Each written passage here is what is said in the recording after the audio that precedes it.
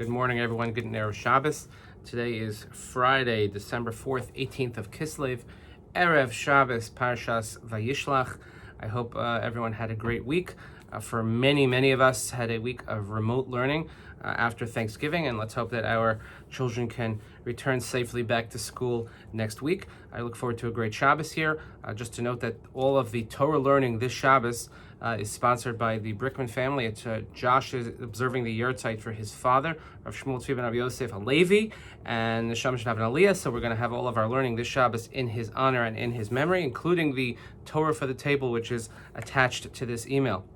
Also, of course, Hanukkah begins this week, and I also plan on having at least one, but we're going to, I think next Sunday, when everybody's sort of around, we're going to have a Zoom. We'll all light Hanukkah candles together. We talk about Parsumei Nisa, about spreading the miracle of Hanukkah. So at a certain time, my family together, hopefully with your families, will be able to, on Zoom, light the Hanukkah menorahs together, and we'll have a great show of unity, albeit separate and remote.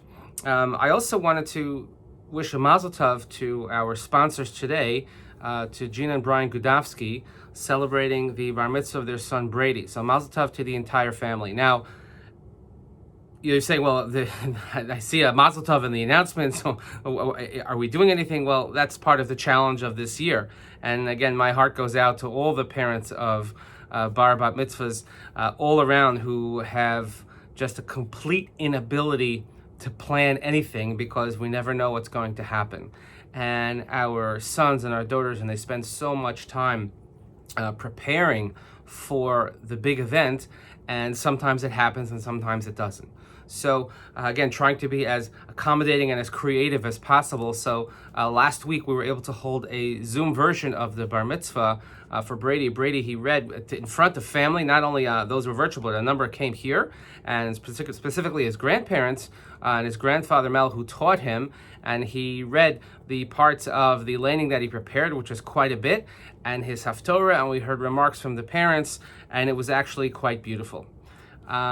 But unbeknownst to any of us at that time, and we only found out afterwards, which is just shows the circle and cycle of life, Gina's beloved grandmother, with whom she was very close, passed away. But she actually passed away while she was watching the Zoom. Imagine that the last thing that a person hears in this world is the beautiful singing of your great-grandchild at his bar mitzvah. And I'm not sure what to do with that. At the same time, on the one hand, it's unbelievably sad.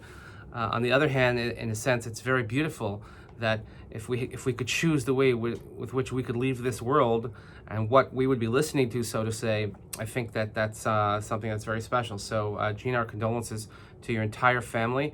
And that's the way the Jewish world goes, is that sometimes in the midst of condolences, we give Mazal Tov wishes. So I wanted to share this message with you, and specifically for Brady. Brady, you did a fantastic job. You hit a hole-in-one, as we say. I know you enjoy playing a good round of golf, and you're getting better than your father before we know it. And I know that all the youngsters at Crestmont Country Club are in envy of you.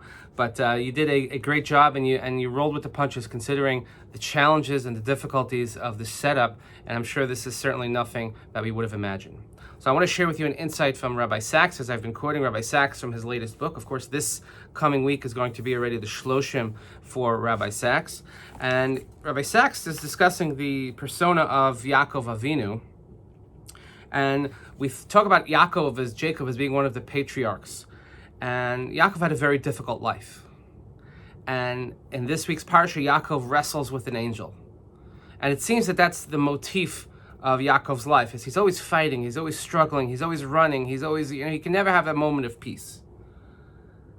And when he's caught between his escape from Lavan and Esav, the encounter which we read in this week, he has this wrestling match. And there he receives his new name, which is Yisrael. I have seen God face to face and my life was spared. So I'm going to read from you what Rabbi Sachs writes. This was no small moment in the history of faith. We normally assume that the great spiritual encounters happen in the desert or the wilderness, or a mountaintop, in an ashram, a monastery, or retreat, a place where the soul is at rest, the body calm, and the mind in a state of expectation. But that's not Jacob, nor is it the only or even the primary Jewish encounter. We know what it is to encounter God in fear and trembling. Through much, thankfully not at all, but much of Jewish history, our ancestors found God in dark nights and dangerous places. Sometimes it's when we feel most alone that we discover that we are not alone. We can encounter God in the midst of fear or a sense of failure.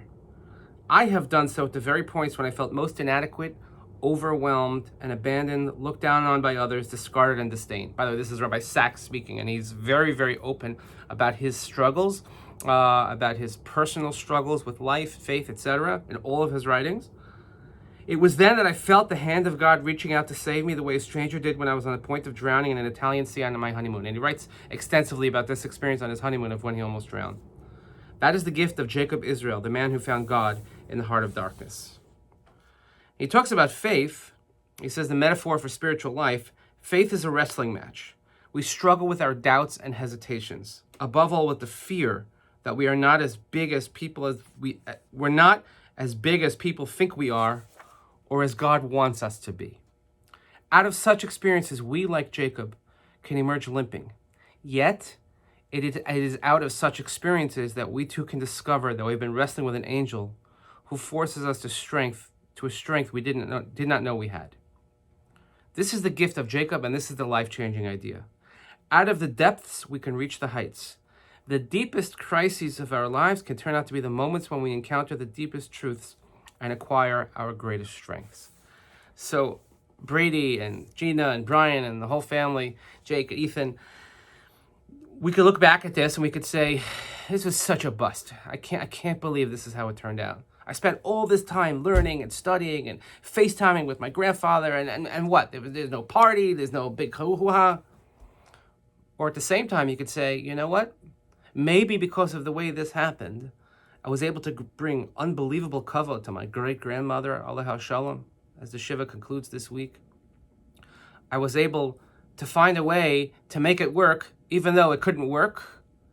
And maybe we'll look at this as a tremendous growing experience, as a part of saying, you know what? This strengthened us as human beings, strengthened us as a family, and strengthened our faith in figuring out that, you know what? There is a way to make things work. We're not going to do, and I see this a lot, by the way, bar mitzvahs, bat mitzvahs, simchas. It's great. It's great for the moment, but then after that, it's all over. There's nothing. There's nothing to build on, which is our fault as parents, as educators. But when we have a situation like this, I think that there's so much to build on, because we could say, look at what we were able to do. This should bolster your faith. This should reassure you that you have the fortitude and you have the wherewithal to deal with whatever comes your way. So to Gene and Brian, especially Brady, I'm really proud of you of how you've handled yourselves and what you've accomplished. And I know you've already said you want to come back and read it next year. And hopefully next year, Vayishlach, we'll all be in person. We'll be here in shul and we'll get to hear you. And let's just hope also that you have only simchas in your family. And may this be the biggest challenge that you have to weather, certainly in these difficult times. But yet you found a way to celebrate, to find meaning, and to incorporate all of your friends, family, and loved ones in this blessed event. So there's a lot that we can all learn from this. Yaakov, Yisrael, the name of our people we take from the struggle that Yaakov has with the angel. Because maybe that's the definition of who we are. It's always a struggle. Nothing ever comes easily. But that doesn't mean that we don't have the ability to find meaning. We don't have the ability to grow. We don't have the ability to maybe be the people that God wants us to be. And maybe it has to take place dafka through struggle. So again, maybe we have a restful, a peaceful Shabbos, one in which we could see the beauty, and hopefully this week we'll see the lights of Hanukkah, and we'll begin to see the light ahead. I wish each and every one of you a Shabbat Shalom, and we'll see you all very soon.